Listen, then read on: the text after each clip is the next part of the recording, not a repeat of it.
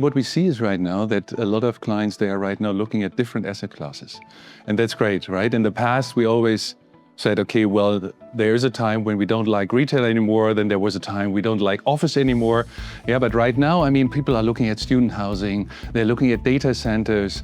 I mean, you know, they're looking at retail parks, for example, also at office. And logistics, of course. I mean, this is still the dominant asset class. And that's great, yeah, that you have that wide range of asset classes.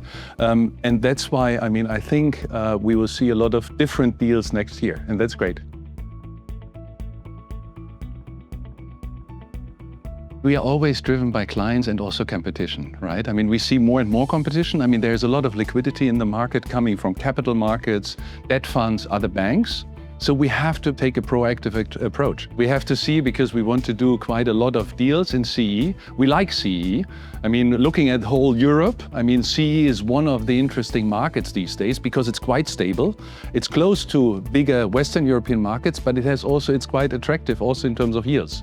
So that's why we see new deals happening, similar to Spain, for example. And that's why I think that is something where, I mean, we are right now focusing on. Yeah, so CEE is one of the markets where we really put a lot of emphasis on. And I think we will do much more next year. I mean, logistics is, for example, I mean, that is a volume driver.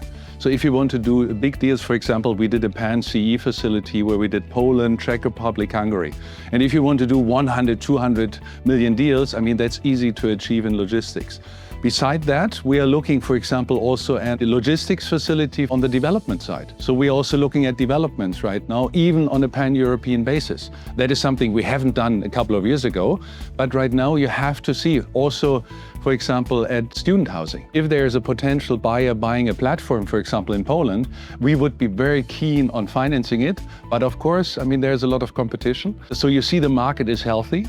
Right? Because, I mean, if you see, okay, there's a lot of liquidity around, that means, okay, the market is in a good shape.